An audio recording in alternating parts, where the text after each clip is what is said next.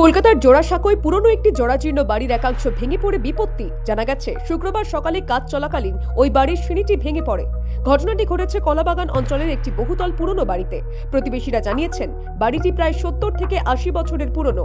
বেশ কিছু সময় আগেই সেটিকে বিপজ্জনক হিসেবে চিহ্নিত করেছিল কলকাতা পুরসভা। শুক্রবার সকালে সেই বাড়িতে মেরামতির কাজ চলার সময় আচমকাই সিঁড়ির একটি বড় অংশ ভেঙে নিচে ধসে পড়ে।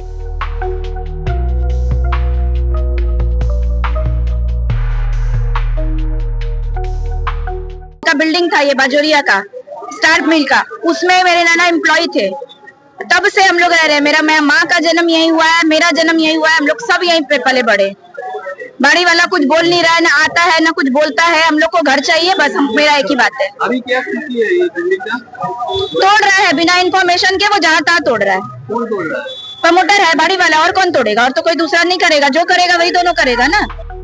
স্থানীয় সূত্রে খবর, আচমকা সিঁড়ির একটি বড় অংশ ভেঙে পড়ায় বাড়ির ভিতরেই আটকে পড়েন কয়েকজন বাসিন্দা।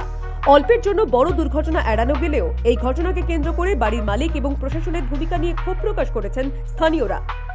দেখুন, আমরা এতদিন ধরে রয়েছি, সেটাও বাধ্য, এখনও থাকবো বাধ্য যতক্ষণ আমাদের রিসেল্টার না হই। রিসেল্টারে দুটো ওয়ে, এক ল্যান্ডলর্ড আমার সঙ্গে নেগোসিয়েশন করুক, অ্যাপ্রক্সিমেট যেটা একটা আমাদের মিনিমাম ডিমান্ড পূরণ করুক, আমরা ঘর খালি করে টাকা দেবো, আমরা অন্য জায়গায় চলবো। আদারওয়াইজ উই আর অল টেনে। আদারওয়াইজ উনি আমাদের একটা ভালো জায়গায় শিফটিং দেখ, এই দুটো ছাড়া কোনো উপায় নেই।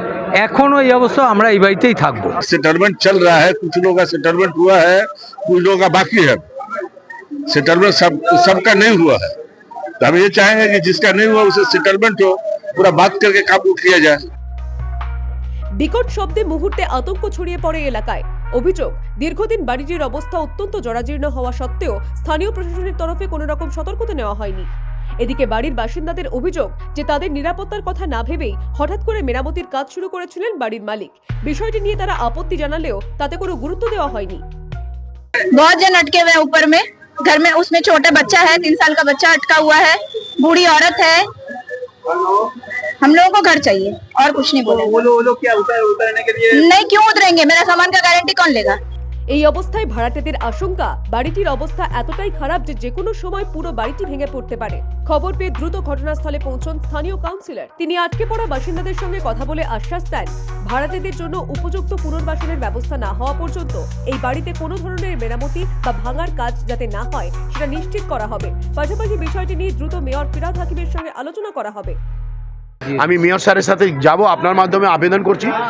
আমার বক্তব্য পরিষ্কার যে একজনও বাড়িতে থাকলে, বাড়িতে যদি লোক আছে, তাহলে কি করে ভাঙছেন আপনি তো ভাঙতে পারেন না, লাইফ রিস্ক না, আপনি তো ভাঙতে পারেন না। তাহলে বক্তব্য হচ্ছে যে ভাঙার পারমিশন ছিল কি না। আমি কর্পোরেশনকে বলেছি এফআইআর করতে, যারা রেসপন্সিবল আছে তাদের নামে এফআইআর করতে বলেছি।